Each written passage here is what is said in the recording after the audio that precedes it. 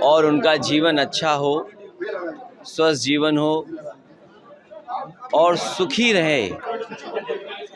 जो आज कार्यक्रम है शादी का, उसमें मैं शामिल होकर के उन्हें आशीर्वाद और बधाई देने आया हूँ।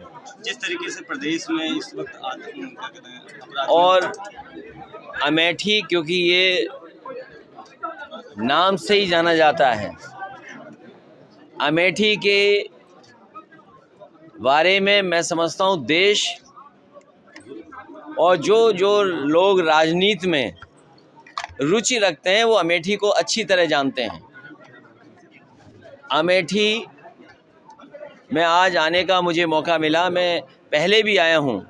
मैं सबसे पहले जनता का धन्यवाद दूंगा कि उन्होंने समाजवादी पार्टी की मदद करके हम लोगों को विधायक जितवाए हैं।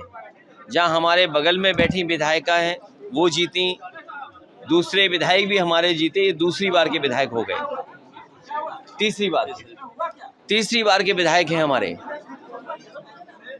मैं जनता का धन्यवाद देता हूं और जो हालात हैं वो आपसे छिपी नहीं है। अभी सदन खत्म हुआ और दिल्ली की सरकार में आपने बहुत करीब से देखी होगी। आज महंगाई चरम सीमा पर है, बेरोजगारी चरम सीमा पर है और अन्याय जिसकी आप कल्पना नहीं कर सकते। अगर गरीब है तो इस सरकार में उसे न्याय नहीं मिल सकता। विपक्ष ने जो सवाल उठाए उसका एक भी जवाब सरकार नहीं दे पाई। आज सरकार उनसे पूछे, सरकार के लोग बताएं कि महंगाई क्यों बढ़ रही है।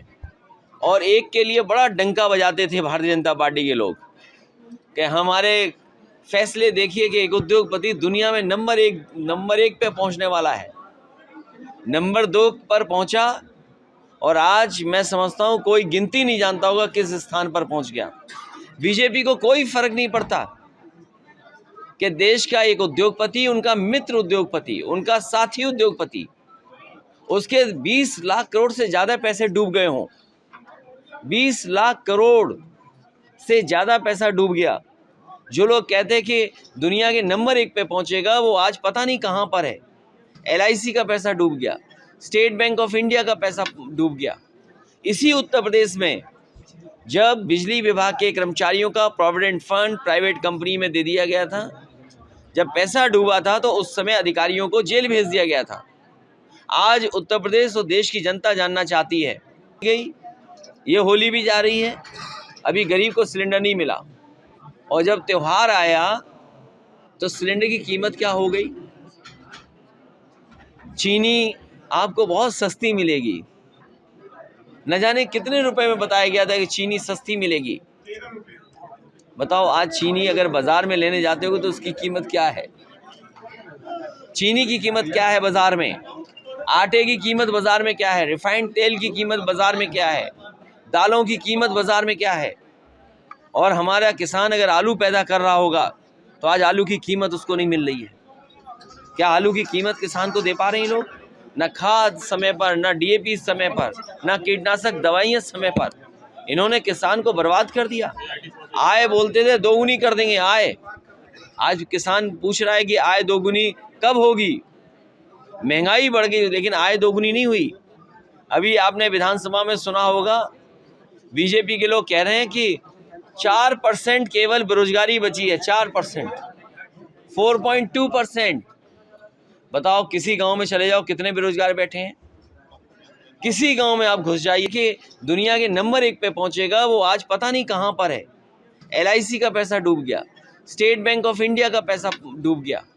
इसी उत्तर प्रदेश में जब बिजली विभाग के कर्मचारियों का प्रोविडेंट फंड प्राइवेट कंपनी में दे दिया गया था, जब पैसा डूबा था तो उस समय अधिकारियों को जेल भेज दिया गया था। आज उत्तर प्रदेश और देश की जनता जानना चाहती है, जो LIC SBI में पैसा डूबा है, जिनके कारण डूबा है, जिसके फैसले से डूबा है, क्या उनके खिलाफ कानूनी कार्रवाई होगी कि नहीं होगी।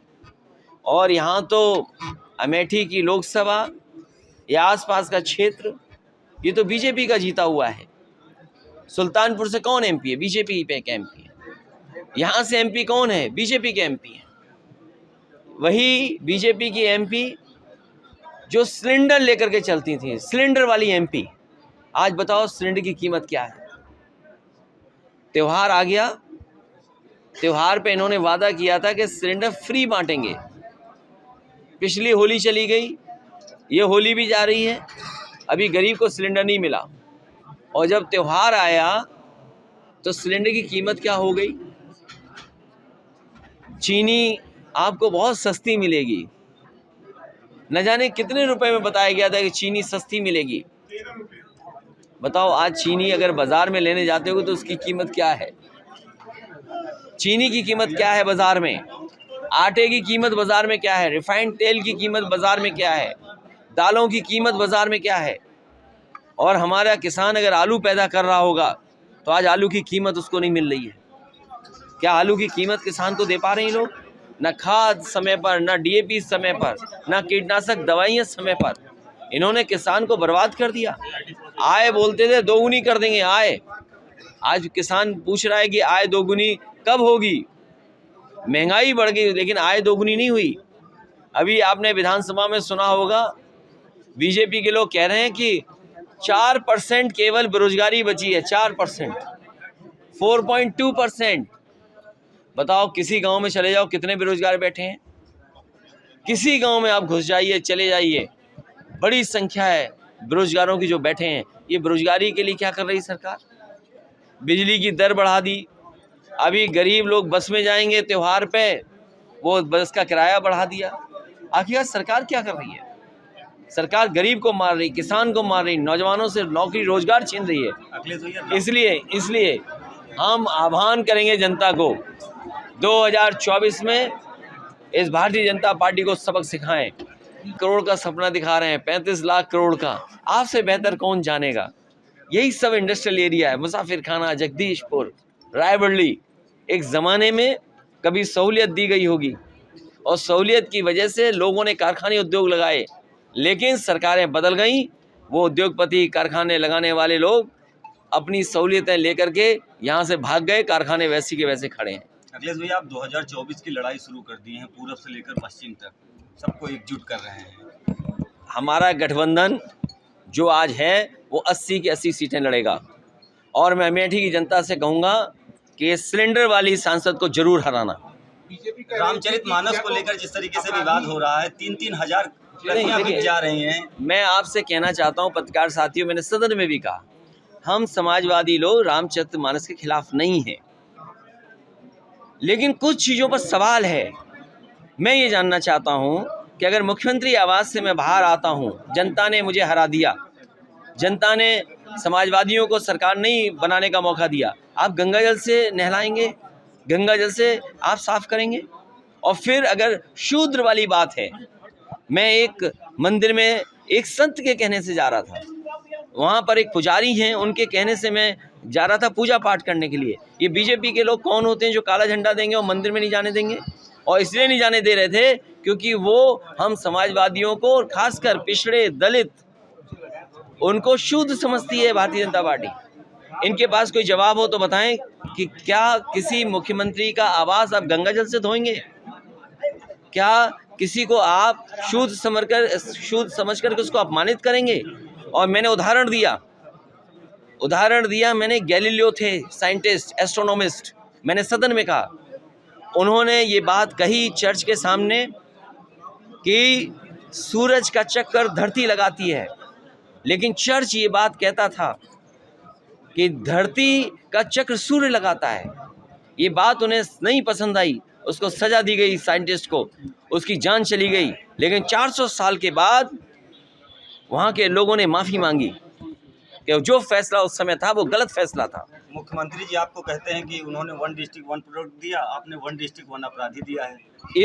इस उत्तर प्रदेश में ऐसा मुख्यमंत्री नहीं आया होगा जिसने अपने मुकदमे वापस लिए हों।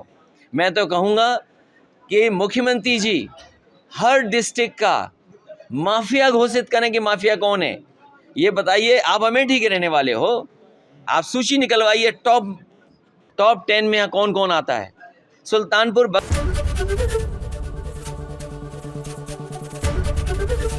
एबीपी गंगा, खबर आपकी, जुबान आपकी।